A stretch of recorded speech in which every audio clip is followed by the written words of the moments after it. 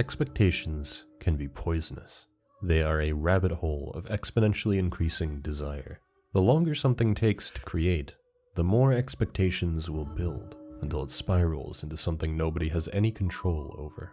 We become so caught up in how something might meet or exceed our expectations that we begin to lose what that creation is, or what it's trying to do. Art is often an exchange between creator and connoisseur. While it is perfectly acceptable for artists not to share their creations with anyone, they often do so anyway. The first time is always quaint. Bewilderment, fascination, adoration. The artist has gained a patron, one who eagerly awaits new creations. As this relationship develops, a pressure begins to build. There's a desire within the artist to keep improving their skills, to make pieces that transcend what they've previously made. As the artist seeks growth, so too does the patron. Their obsession with the work growing, their desire to feel that same sense of wonder again, building. The need to outdo the previous work spirals out of control. The artist takes longer to make something.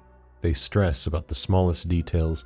They begin to wonder how they even made it this far to begin with. What is their artistic voice again? What is their style? Are they making anything truly worthwhile? The connoisseur grows more and more impatient, and with that impatience comes a more hypercritical mindset.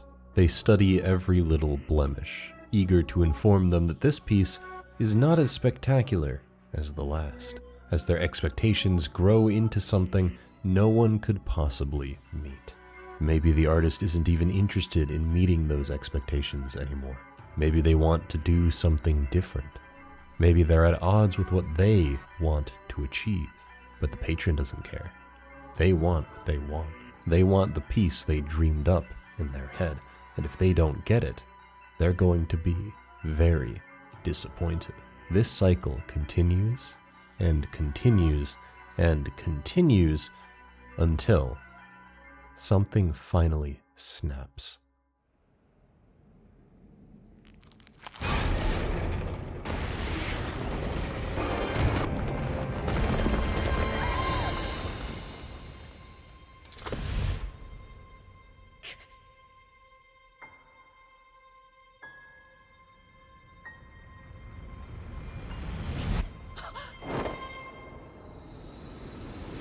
Yeah, okay. It's been like 5 months. I know. I'm sorry. You're angry.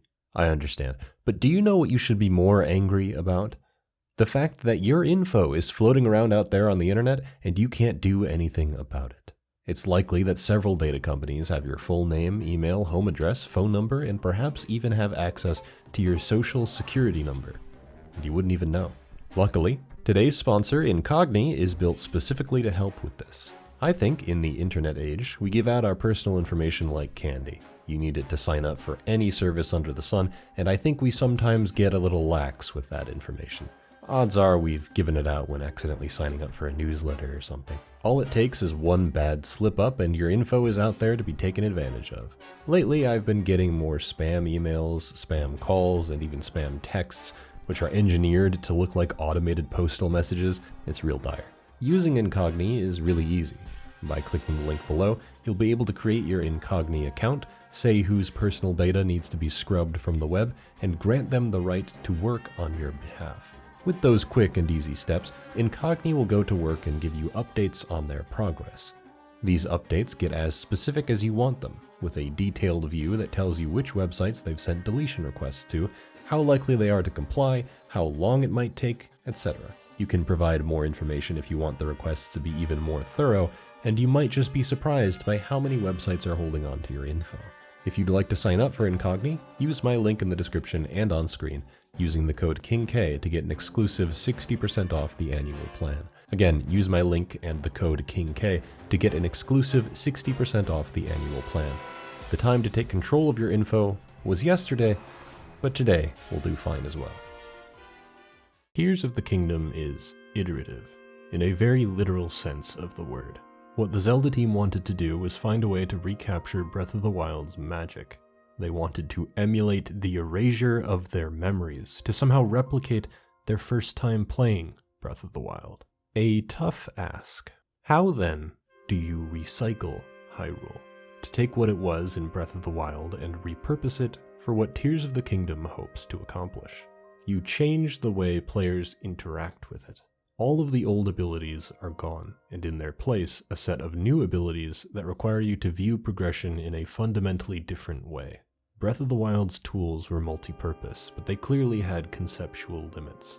Even though you could do so many things with Magnesis, its core function could only interact with metal objects. You really had to stretch your brain to make truly imaginative use of these powers. Tears of the Kingdom leans into that imagination.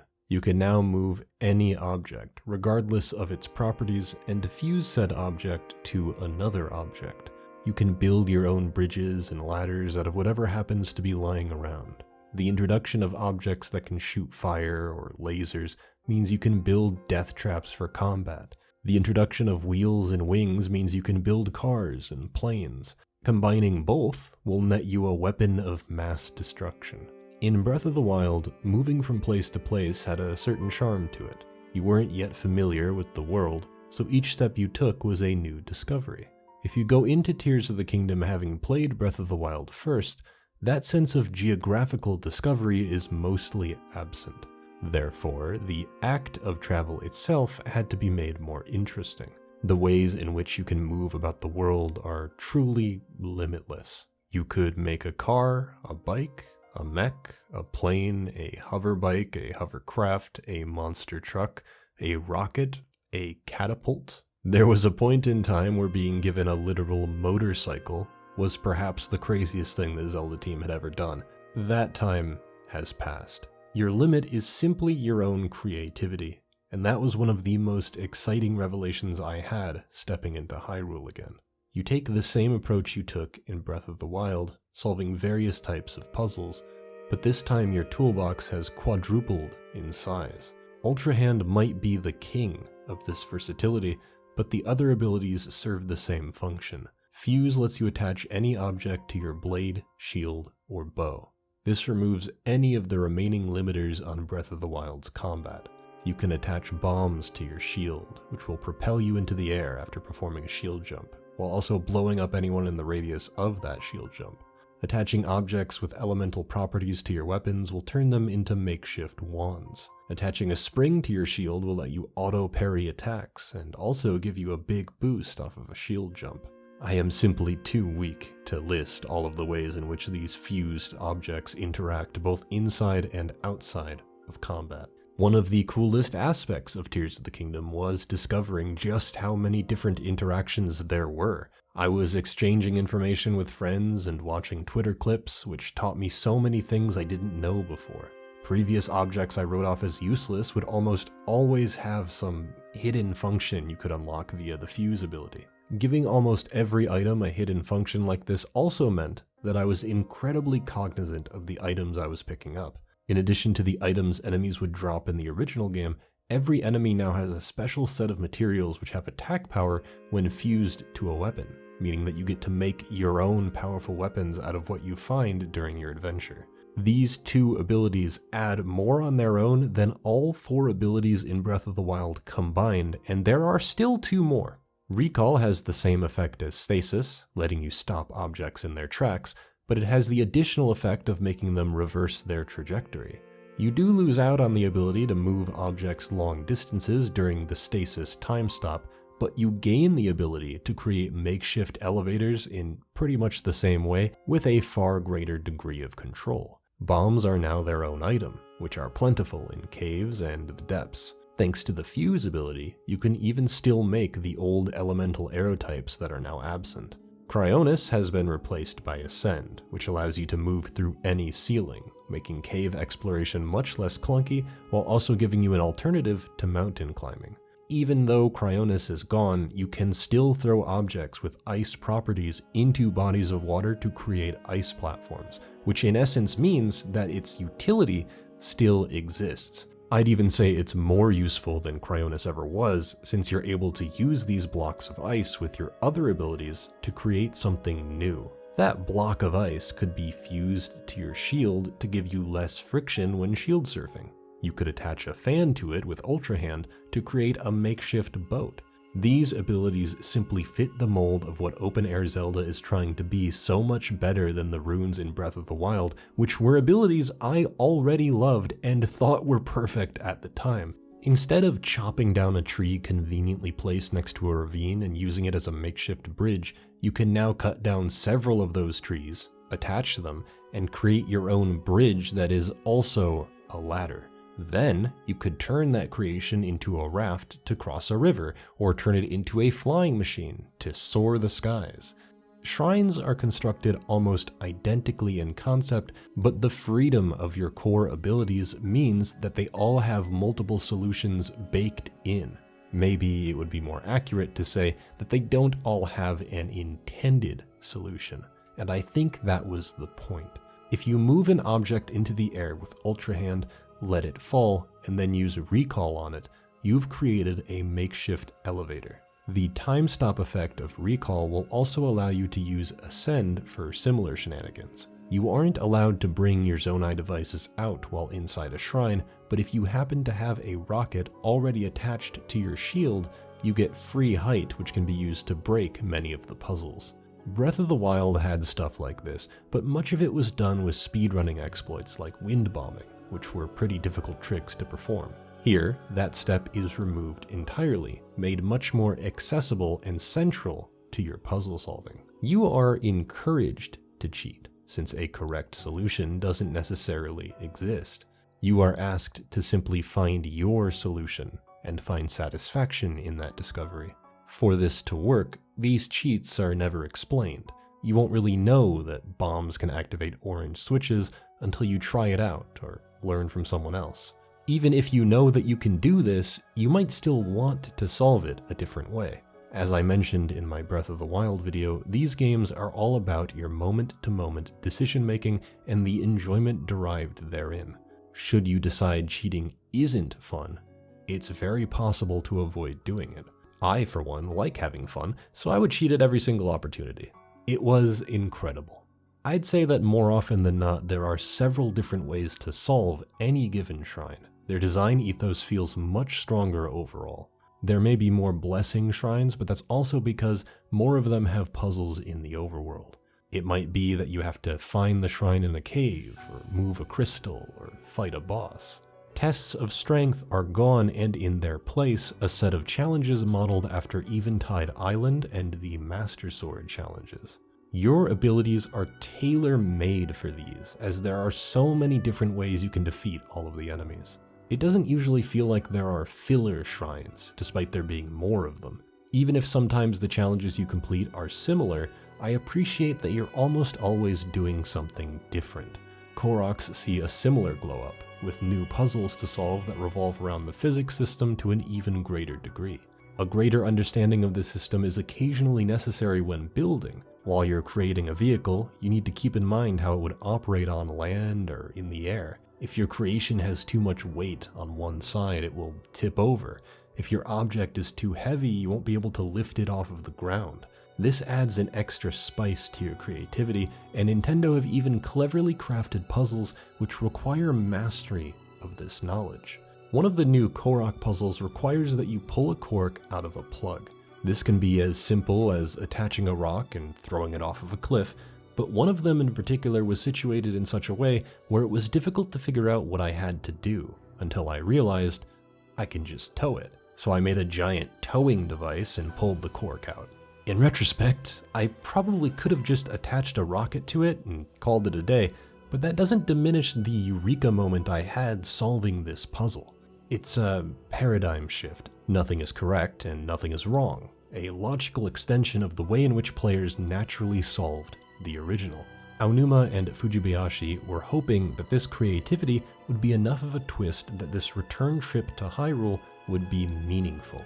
We knew we were creating a world that was going to be filled with many different objects, tools, and items for people to interact with. And we knew we wanted to have this function in the game where you could combine things, put things together. Through interacting with all of the things we were filling the world with, we wanted people to have this feeling along the lines of, oh, I was able to do this? But wait, what would happen if I tried this? We wanted to kind of put players' imaginations to work. to get you thinking proactively from your own end about what might be possible. We're hoping that people will have that creative thinking process over and over again as they play through the game, and maybe even that they will carry that kind of thinking, that creativity and expanded imagination, into their real lives. They went as far as to say that their confidence in this vision was boosted by seeing the videos players would share on social media, where they pulled off crazy stunts the developers never could have envisioned. I think we all took great pleasure in watching videos like that, learning something about the game that we didn't know before, and Tears of the Kingdom thrives on that addictive energy.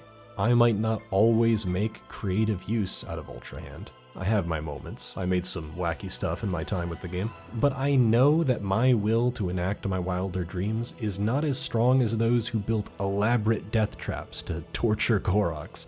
People who would spend hours putting together a realistic convertible or a Looney Tunes food trap. I've spent a concerning amount of time watching videos like this, seeing just how far Tears of the Kingdom systems can be pushed, and that's its own kind of satisfaction. It's not time you or I put directly into the game per se, yet it has power over your thoughts. I would say, to Aunuma's comment about wishing players could take that kind of creativity into their own life, to even the smallest extent, I believe they were successful. Imagine the generation growing up with Breath of the Wild and Tears of the Kingdom. Some of these players might pursue engineering, they might develop a love for creation. I recommended this game to my little cousins because I thought it would be gourmet food for their curious, developing minds. It's an inspirational vision, one born of the exchange between those who play and those who create. A chance for both parties to learn more about the other and to grow.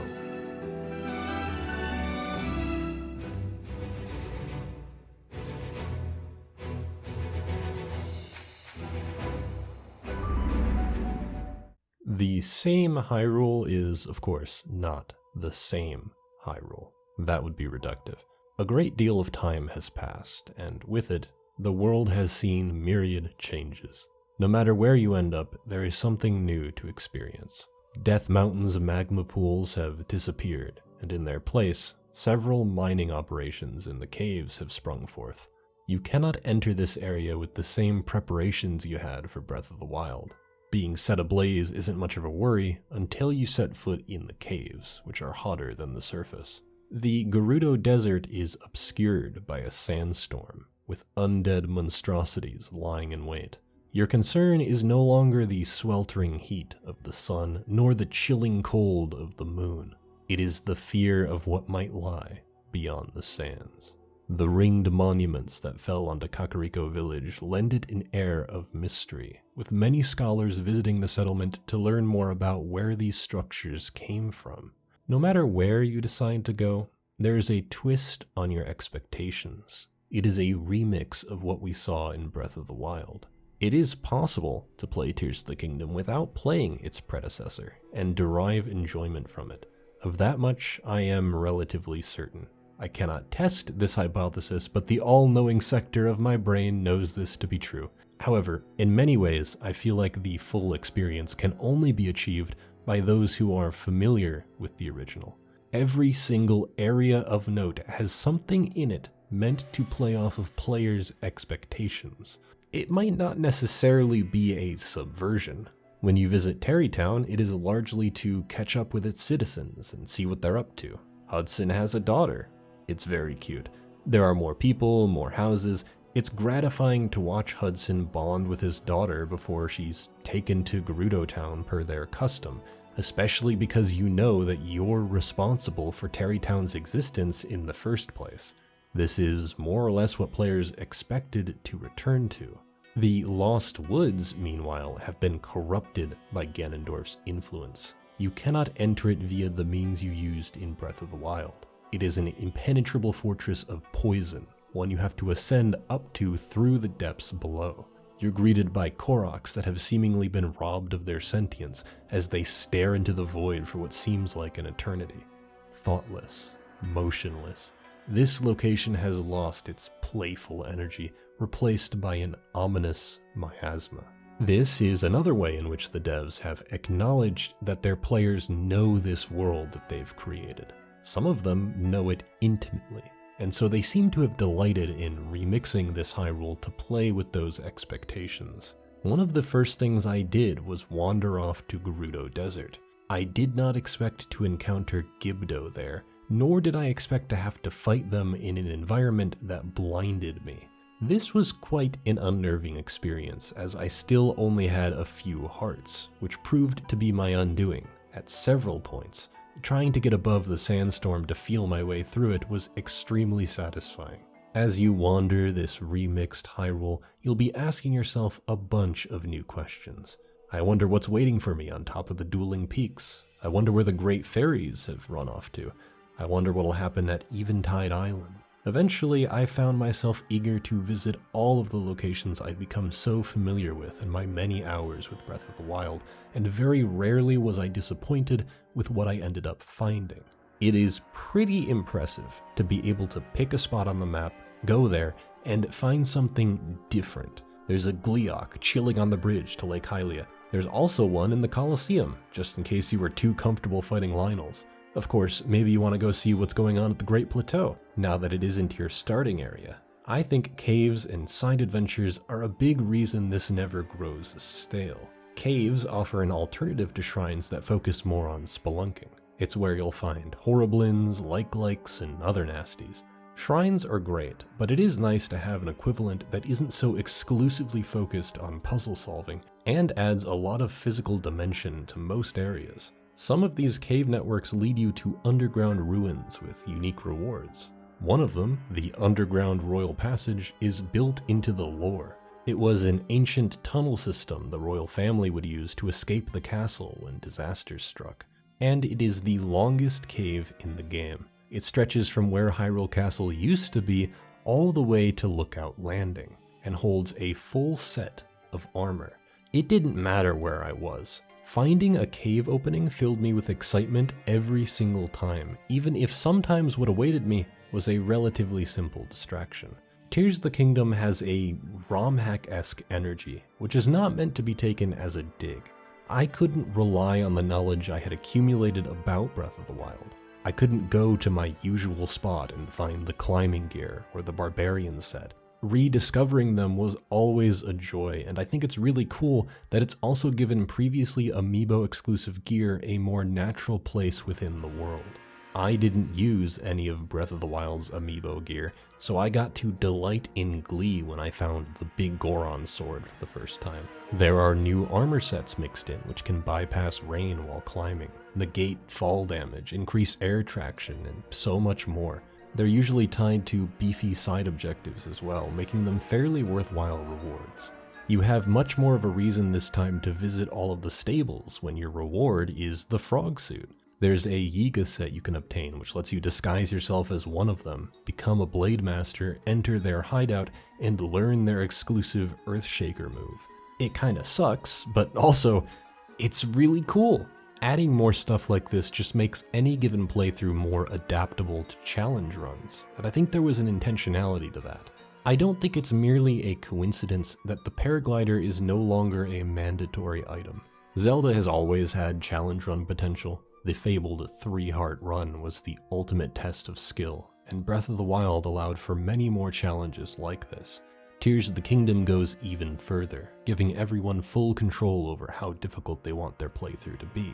Ultimately, this is a Hyrule you are likely very familiar with, but it preys on that familiarity. It will twist your expectations at every turn, and the tools you use to explore offer a completely different experience to Breath of the Wild. Even though it wasn't what I personally wanted, I'm glad they decided to use the same map. It gave me an experience I never would have gotten from Zelda otherwise. I'm glad I was able to set aside my expectations and accept Tears of the Kingdom for what it ended up being.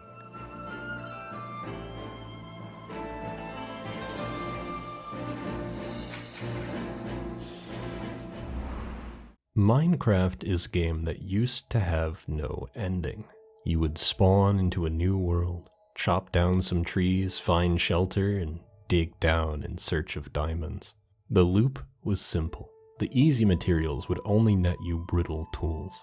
so you'd have to search underground for rare minerals to upgrade those tools.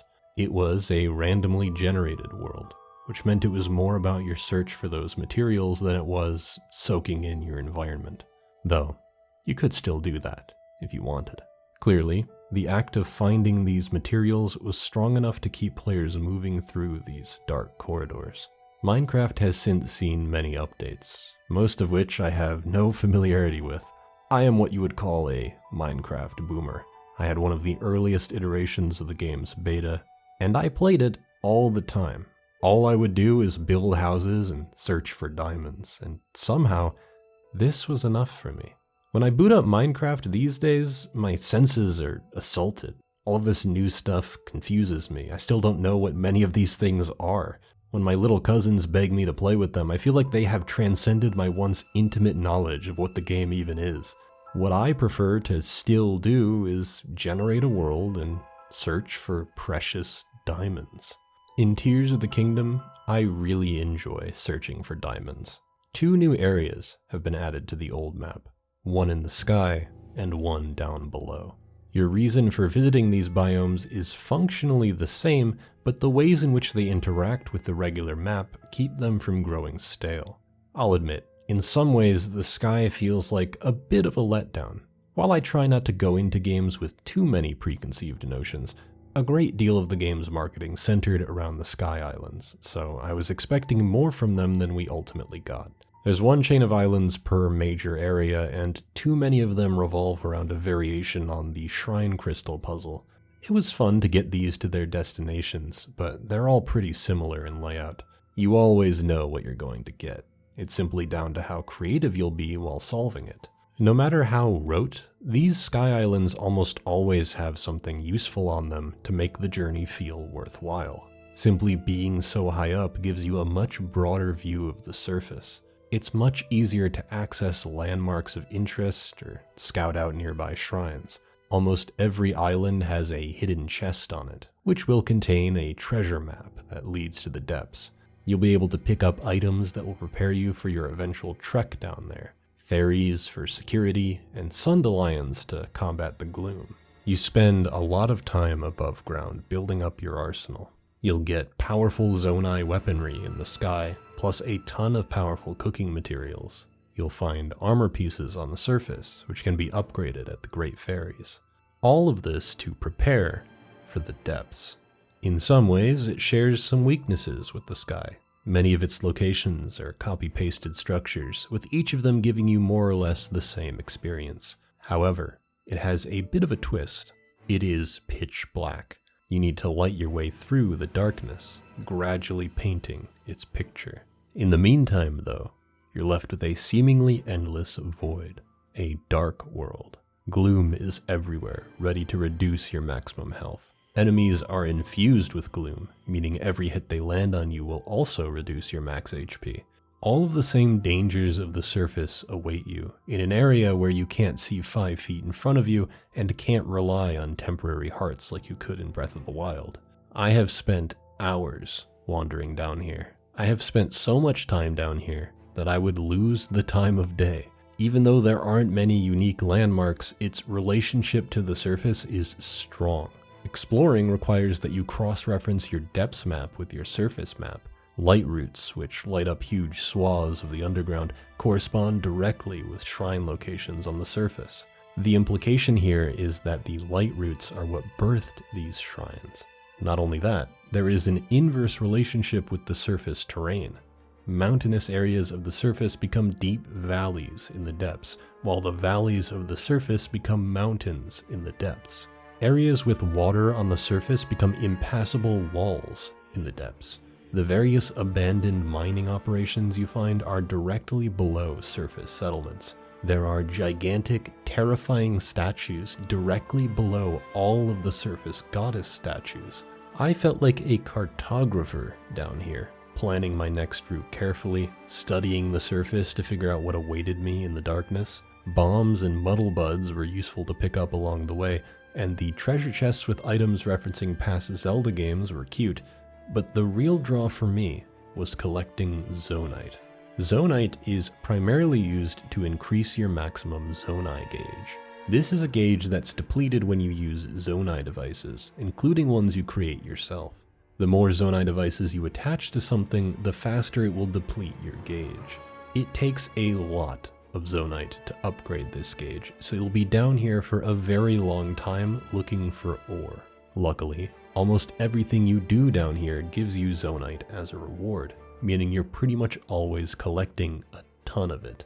If you're someone who wants to mess around with crazy contraptions, collecting zonite is super rewarding. Exploring in the depths scratches an altogether different itch than the above ground. Here, it's all about filling in the darkness, fighting tough enemies, collecting materials, and chiefly, survival. Uncovering the numerous connections between the surface and the depths was always satisfying. You don't really think about it until you're down there, but there are a lot of notable landmarks on the surface, all of which have interesting counterparts in the depths. These two areas serve as a yin and yang. The depths is coded as Ganondorf's territory. This is where he spends the majority of the adventure, spreading his gloom across the land as it seeps out into the surface. Not only are all of his minions here in their strongest form, the Yiga are here as well, on a quest to build the ultimate weapon for the Demon King. It takes a lot of courage to explore down here. It feels like he knows when you've set foot in his domain. His control over it is overwhelming. The sky is thematically opposed to this darkness. Exploration here is much more relaxing. Enemies are scarce, far from Ganondorf's clutches. You'll fight zonai constructs meant to keep invaders at bay, but even these robots are few and far between. You'll spend most of your time here in peace, drifting from island to island, admiring the stunning view. This is the domain of the heavenly zonai, the domain of the first king of Hyrule. It is the embodiment of freedom. Like Ganondorf below, you get the sense that Rauru is watching over you, except his presence lifts a weight from your shoulders. This light is at risk. The depths serve as a warning.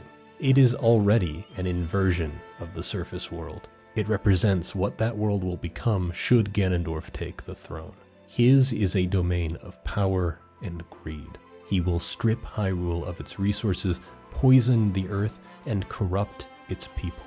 One day, his ambition will grow so great as to intrude upon the domain of the gods, to rip Rauru's creations from the sky and crush them beneath his feet. Meanwhile, here I am, happily searching for diamonds. There were days where this was all I did. I could see someone easily growing bored of this place. This is basically the only thing you can do down here. Honestly, part of me wonders why I find so much pleasure in it. I read an interesting quote from Fujibayashi about the approach they took to designing environments. It's not a game, but I found a book about the theory behind creating scary haunted houses to be very interesting. It included the specific techniques used to influence the thoughts and actions of the participants.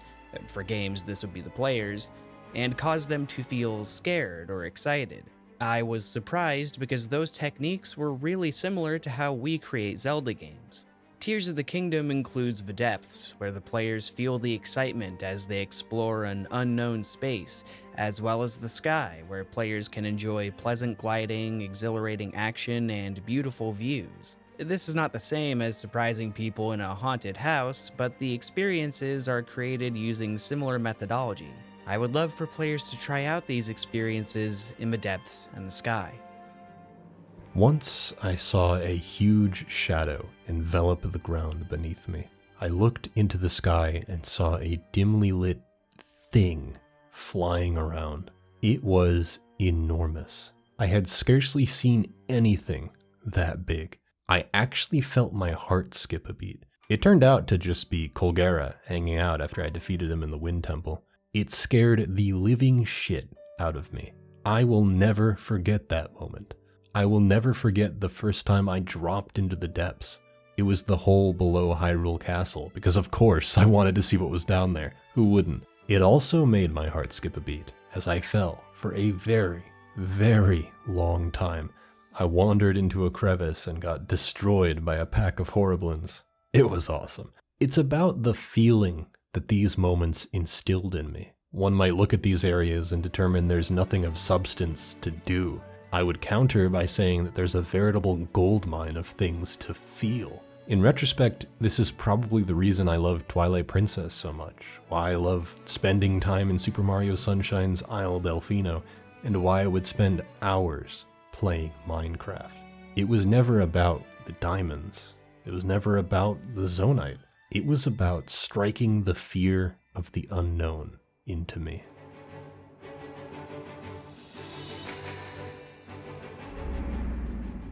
One of my favorite moments in Tears of the Kingdom was discovering the Zonai Construct Factory. The thundercloud formation above the Zonai ruins was one of the first places I wanted to explore. It was so big, I knew there had to be something special hidden away in there. I tried a few times to brave the storm, flying around with no visibility, feeling my way through it all. I wasn't making much discernible progress until I suddenly fell into a hole and was greeted by a huge door reminiscent of the one I opened in the Temple of Time. It had a steep health requirement that I wasn't able to pass. I would have to return later. For the rest of my playthrough, I thought about this door. What was behind it? Why did it require so many hearts?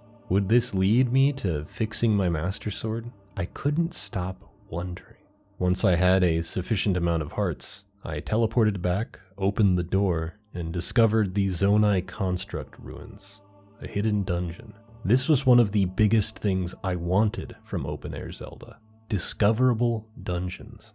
Except this is the only one in the game, it's built like all the other ones, and you'll also be pointed straight to it if you progress the main quest. If Tears of the Kingdom had one major pain point for me, it would probably be how restrictive it can sometimes feel. While so many of its elements are the next logical step from Breath of the Wild, this one jarringly feels like a sidestep. The dungeons take after the divine beasts. You enter them with their respective sage, activate the 5 terminals, and fight the boss. While Tears of the Kingdom certainly borrows a lot from Breath of the Wild structure, this is one of the few areas in which I feel it returns out of sheer obligation.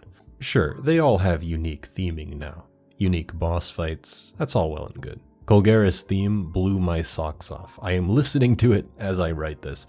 I am by no means saying I dislike them. They have incredible music, inspired visual design, and more solid build-up sections with their sages. What I am saying, though, is that they only technically qualify as an upgrade to a divine beast. Even then, they lack their novelty as an idea, and need to lean on the game's more creative puzzle design. Granted, some of these puzzles are great. The one where you have to make an icicle fishing rod in the Wind Temple is brilliant. And the way I solved it was to somehow wedge myself through the hole because I am a goblin. I love being able to climb them, as it adds a different dimension to how you need to progress through them. The Lightning Temple benefits from this a lot, as you have to climb up to higher levels and sometimes even ascend through to hidden rooms. I had a decent amount of fun breaking my way through these, but they still feel too restrictive in their approach.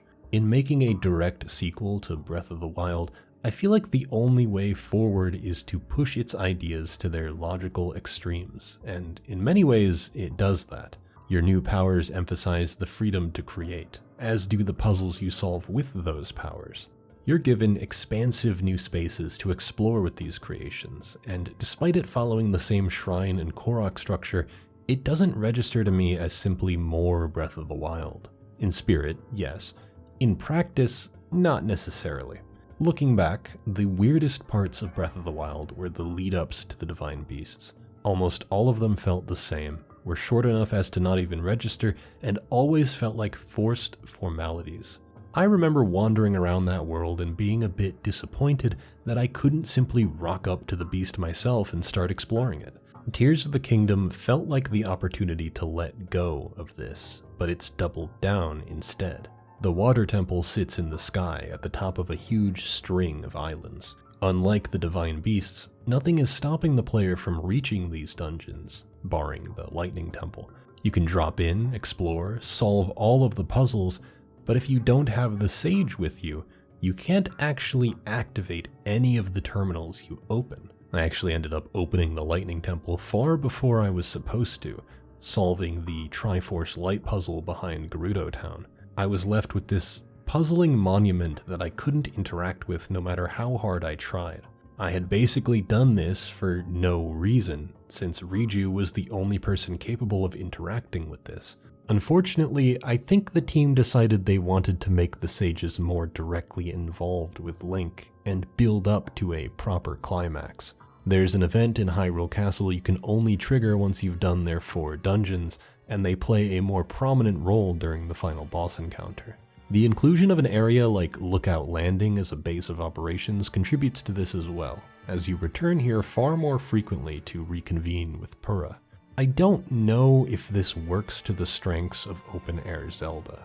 These games are quite light on pre-established stories. They instead focus on giving players the tools they need to create their own stories, with the characters serving as background elements. It feels like a bit of a fool's errand to give them more focus because they are always going to be such a minuscule part of your adventure, at least within the framework of Breath of the Wild and Tears of the Kingdom's approach to open-air Zelda. I think having the sages pal around with you does more for them than any of their cutscenes do. I don't think it's impossible for open-air Zelda to juggle some of the strengths of linear storytelling, but I certainly don't think Breath of the Wild was ever built to do so. Its strengths were always in the quieter moments. I loved learning more about Hyrule and Tears of the Kingdom, soaking up the lore of the Zonai, learning about the Gerudo heroines, solving the riddles of the Typhlo ruins. This is what I found most interesting about the dungeons, that they're ancient landmarks associated with various legends. The Stormwind Arc, Gorondia, the Waterworks, I think they would have fit in more naturally if they instead took after the design ethos of Hyrule Castle.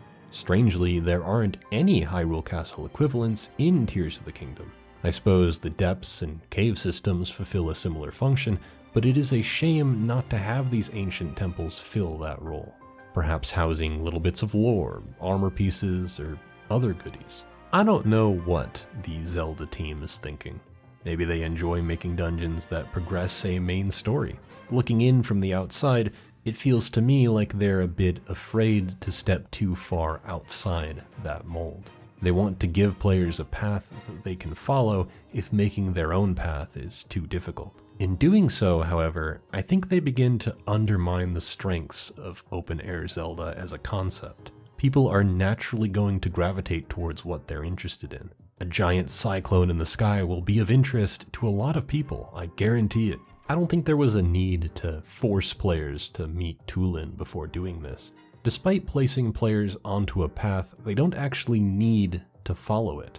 I did the cool lead up to the Stormwind Arc, but I could have made a flying machine and bypassed most of it. After all, I accidentally flew into the Water Temple. There are shrines on these paths too, natural points of interest for those exploring the skies. It feels a bit cruel to have them climb all the way to the top and then deny them access to the really cool bit. It's all the more puzzling to me because they haven't actually changed anything about how you finish the game. You can still immediately run to Ganondorf. You don't actually know where he is this time, but once you do figure it out, you can fight him whenever you want. It confuses me that the dungeons cannot also be this way, and that they are the only element that is this restrictive.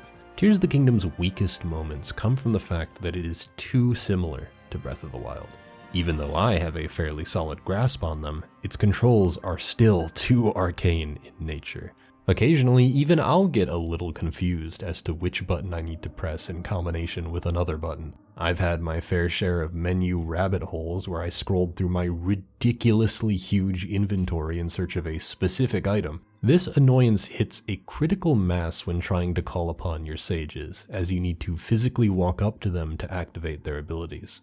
I think this was done because the Switch controller is already overstuffed with commands, and I don't even know how they would have fit 5 more shortcuts onto it. So we end up in a situation where you sometimes need to hunt down your companions to use their powers. Did you know that to put your Hylian hood down, you have to talk to an NPC in Hateno Village? I have no clue why this isn't simply a menu option. I don't know why we can't just select entire gear sets instead of always needing to individually equip every piece of gear. I don't know why Great Fairies still require that you upgrade each piece of armor individually. Even Sonic Frontiers solved that problem. Although there is now a recipe book, you still have to make each dish individually. I also think we have graduated beyond having to enter a shrine to receive a blessing. The one blessing shrine that twists your expectations and forces you to actually solve a puzzle was cool and all, but it did not justify me having to walk into a room, wait for it to load, receive my spirit orb, leave, and wait for it to load again 50 times over. We probably did not need to be shown the same cutscene of the imprisoning war at the end of every dungeon either. It's basically a cliche in and of itself to say that something isn't perfect. I mean, yeah, of course it isn't. Nothing is. Perfection shouldn't even be an ideal to strive toward anyway. It is a meaningless parameter that everyone will define differently. This is simply a list of things that kind of annoy me. I don't think they play to the strengths of this format, but I have hope the Zelda team will be able to find creative ways to solve these problems like they always have. They've earned my benefit of the doubt. They've given me so much already, I feel like I owe them that much.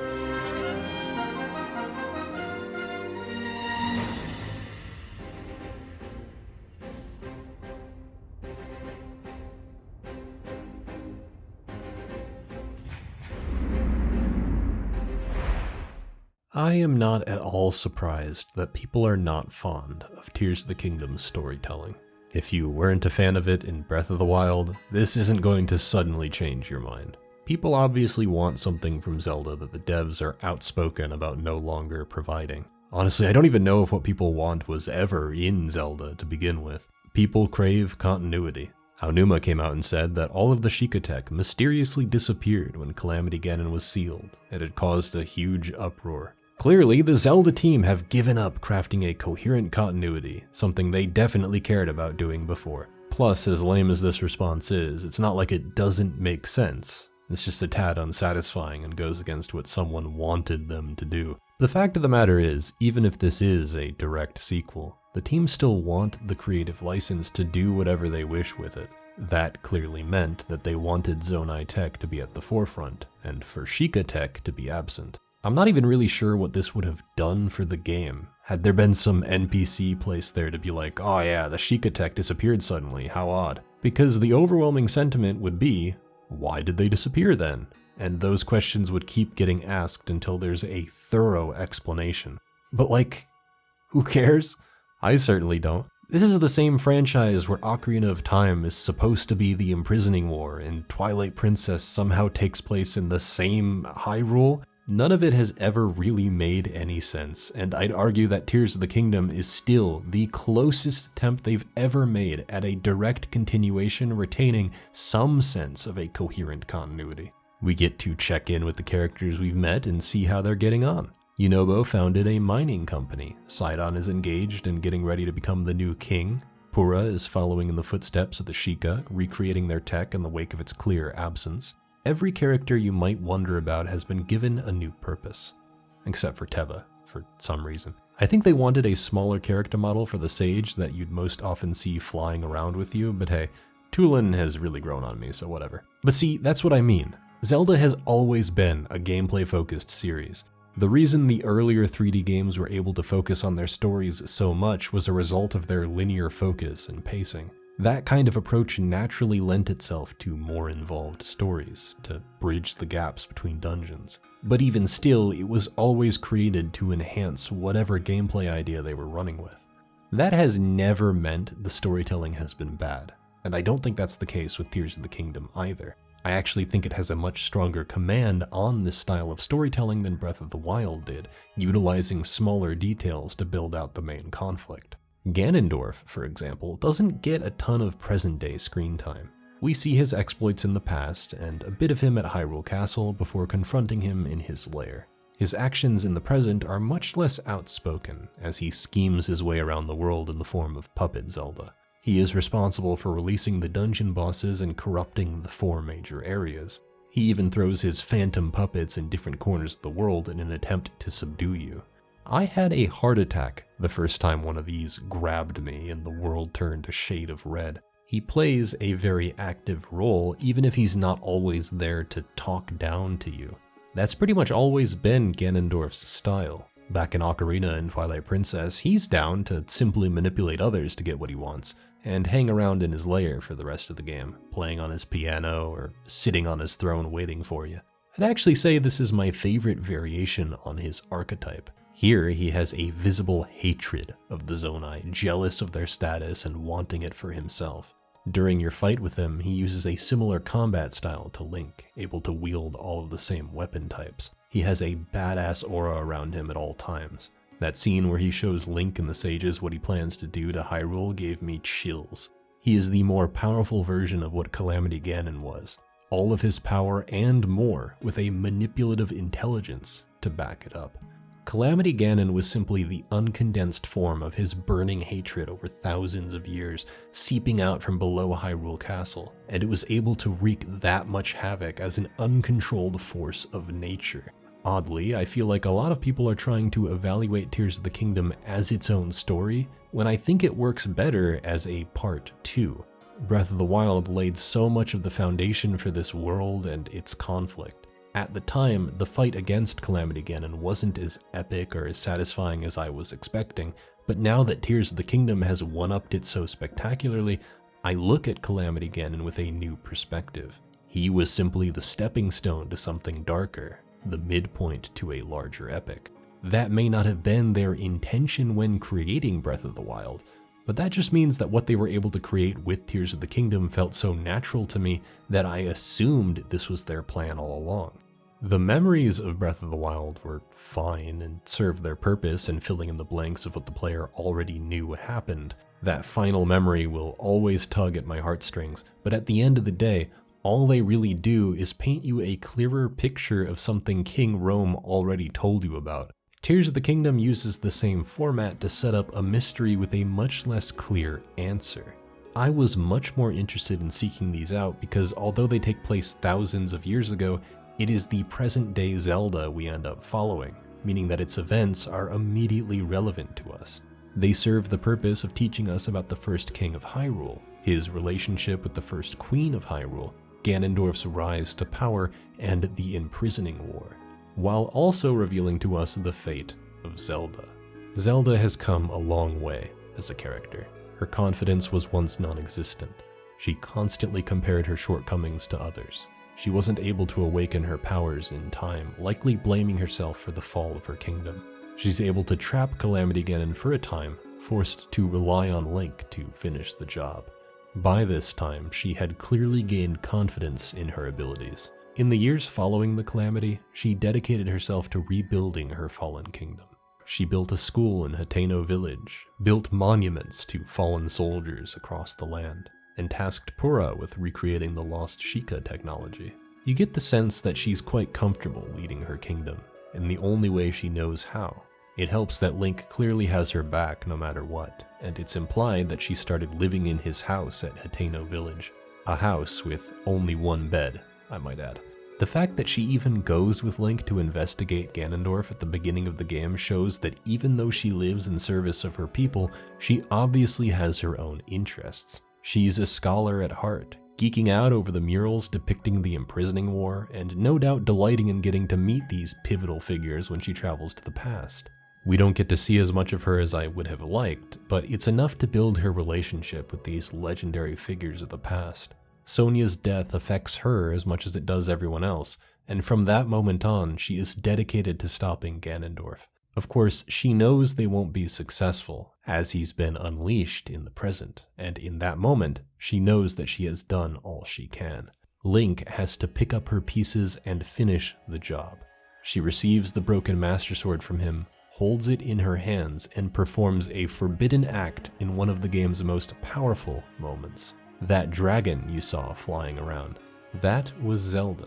She turned herself into a dragon and hid herself away for thousands of years, pouring her light into the Master Sword to make it strong enough to oppose Ganondorf. This Master Sword pull, resting atop the Light Dragon, is legendary. It is the best Master Sword grab in the franchise, and it isn't even close. Just look at this. You know, I wasn't really sure at the end of Breath of the Wild. I like this version of Link and Zelda, but I wasn't sure how I felt about them in the grand scheme of their various incarnations. Tears of the Kingdom cemented their place for me. This is absolutely my favorite incarnation of these characters. Link is defined in this game especially by his connections to others. He takes the time to help Hyrule rebuild, he solves the problems plaguing the sages, he helps rebuild the destroyed Lurelin village, he's there to settle a major dispute in Hateno village, he's there to become a journalist and investigate Puppet Zelda. The sages lend him their power in return. Zelda lends him hers in the form of a reforged Master Sword. Raru's right hand supplants the one Link lost, giving him new abilities. Through his willingness to forge connections with others, his ability to help Hyrule heal, he rocks up to Ganondorf with a newfound purpose. With the help of the sages, he decimates Ganondorf's army before fighting the man himself. As I mentioned before, his style is a mirror of Link's. He has all of his weapon types, fueled by the power of darkness his secret stone amplifies. He's even able to mimic your flurry rush, truly a mirror match for the ages. There's a crucial difference between you and Ganondorf, though. He seeks power above all else. He doesn't care about his kingdom, he only cares about claiming the throne, and he'll do so through his own power. The Gerudo have forsaken him, so all that's left are his twisted creations and his dark power. He is built to destroy, sapping the life out of everything he touches. You were built to create, able to fuse objects together and rebuild. This is not only a battle between darkness and light, it's a battle between destruction and creation. Ganondorf's theme is incredible. It starts with a slower, more foreboding rendition of his classic theme, with a hint of the Japanese shamisen, alluding to his samurai-inspired design. I think this is a shamisen, but to be honest, I have no idea. It certainly sounds like one. This is the duel to end all duels, in the heart of Ganondorf's festering gloom. Eventually, he stops playing around and unleashes his full power. Probably the coolest Ganondorf has ever looked. He sends his puppets to overwhelm you, but just as you had theirs, the sages have your back. Their entrance and the musical leitmotif that accompanies it gave me chills the first time I heard it. Ganondorf's theme builds, with the shamisen growing more prominent. Once his puppets are dealt with, he sends a surge of power, rendering everyone immobile. Except for you. I think in this moment, he truly sees you as his equal and beckons you forward for a true one-on-one duel. His power is bursting out of him, able to permanently destroy your maximum hearts. The power of these blasts was able to destroy the Hylian shield, the most durable shield in the game, in a few hits. He isn't screwing around. Either you hit his projectiles back at him with the Master Sword, or you have to chain flurry rushes together in succession. It's here where his full theme kicks in, a final rendition of the theme of the Blights. This has the gravitas of the duel at the end of Twilight Princess, but actually asks something of you mechanically. Yet, Ganondorf isn't done. In an inversion of Zelda's moment, where she sacrificed her autonomy to help Link, the one she loves most, Ganondorf eats his secret stone out of pure desperation and a lust for more power. His ambition is so great that he would sacrifice his intelligence, his sentience, before surrendering. He cares for nothing else. He grabs Link and flies into the sky, the domain of the gods. He has finally gained enough power to reach the heavens. Link is completely out of his league. He has no chance on his own. But as we've seen consistently throughout his adventures, he has never been alone. Zelda swoops in for the assist, and the final battle begins. Link is poised to fight a dragon on top of another dragon. Some of the sickest imagery in anything I've ever seen. This is it. This is the root of all evil, as we've come to learn. The source of Hyrule's woes.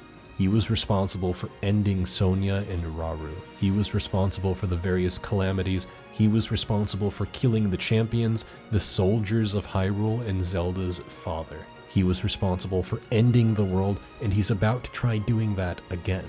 Atop Zelda, Link draws the Master Sword for one final time, and the coolest fight in any Zelda game ensues. This is where the main theme finally kicks in, as you dive onto Ganondorf's weak points and systematically kick the shit out of him, with Zelda there to catch you when you fall.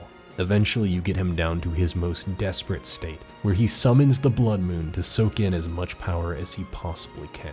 I remember moving my camera to meet him while Zelda carried me into the sky, the blood moon swelling behind him, coating the world in a red tint, looming larger than it ever had before. I sat there for a few seconds in awe, completely blown away by what I was seeing, until I took one final dive, dodging his blasts, landing on his head, and destroying his secret stone.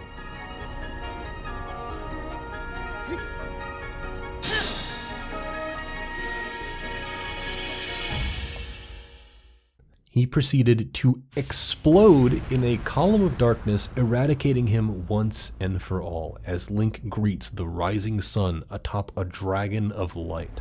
I have no words for this shot. I made it my phone background. I cannot believe I'm saying this, but they did it. They made the best Zelda ending. It's better than Twilight Princess. I am not joking. I've had months to think about this. All of this within the framework of Breath of the Wild, while not changing a single thing about its storytelling structure, speaking solely through its open-air, non-linear design.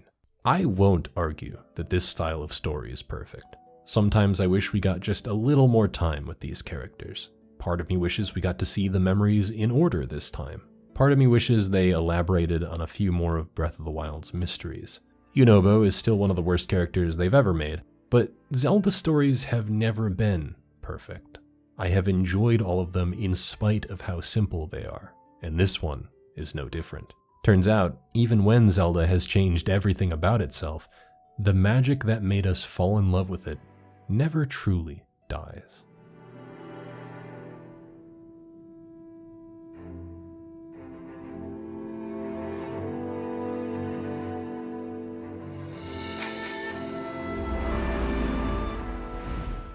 Expectations can be poisonous. They are a rabbit hole of exponentially increasing desire. The longer something takes to create, the more expectations will build, until it spirals into something nobody has any control over. We become so caught up in how something might meet or exceed our expectations that we begin to lose what that creation is, or what it's trying to do. Art is often an exchange between creator and connoisseur. While it is perfectly acceptable for artists not to share their creations with anyone, they often do so anyway. The first time is always quaint. Bewilderment, fascination, adoration. The artist has gained a patron, one who eagerly awaits new creations. As this relationship develops, a pressure begins to build. There's a desire within the artist to keep improving their skills, to make pieces that transcend what they've previously made. As the artist seeks growth, so too does the patron, their obsession with the work growing. Their desire to feel that same sense of wonder again building. The need to outdo the previous work spirals out of control. The artist takes longer to make something, they stress about the smallest details, they begin to wonder how they even made it this far to begin with. What is their artistic voice again? What is their style? Are they making anything truly worthwhile? The connoisseur grows more and more impatient, and with that impatience comes a more hypercritical mindset. They study every little blemish, eager to inform them that this piece is not as spectacular as the last, as their expectations grow into something no one could possibly meet. Maybe the artist isn't even interested in meeting those expectations anymore. Maybe they want to do something different. Maybe they're at odds with what they want to achieve. But the patron doesn't care. They want what they want. They want the piece they dreamed up in their head, and if they don't get it, they're going to be very disappointed. This cycle continues and continues and continues until the artist makes something the patron didn't even know they wanted. I was not originally going to make a video on Tears of the Kingdom this early into its life. In many ways, I regret how quickly I jumped onto Breath of the Wild. I rushed through it for the video and soured an experience that was made for me in the process. I did not want to do that with Tears of the Kingdom, and in fact, it took me 3 months to do everything I wanted. On and off play, a few days at a time, until eventually I had reached a sense of completeness. My much healthier relationship with gaming and critique, something I was able to glimpse in my previous videos on the topic, helped to give me the confidence I needed to put these thoughts on the page. Like Zelda, I feel that I have undergone my own transformations. What held me back, I have left behind. I have embraced a limitless, terrifying freedom to do whatever my heart desires. The freedom to create, and the joy that comes from sharing those creations with the world. That is Zelda. That is my channel. These past 8 years doing YouTube have been some of the best years of my life, and all of you are as much a part of that as my own growth. Those of you who were there at the beginning, those of you who stuck around, those of you who are new, and even those of you who grew sick of me and left. I thank all of you from the bottom of my heart for just listening to me. It doesn't sound like a lot, but it means something to me. It gives me confidence. It gives me a drive to continue creating, not solely for you or for me, but to give and to receive. I am not sure what the future holds.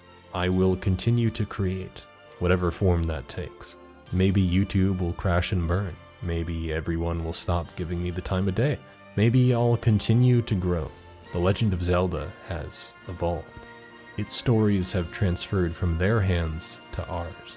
We make our own discoveries now, our own stories, and we do it our own way.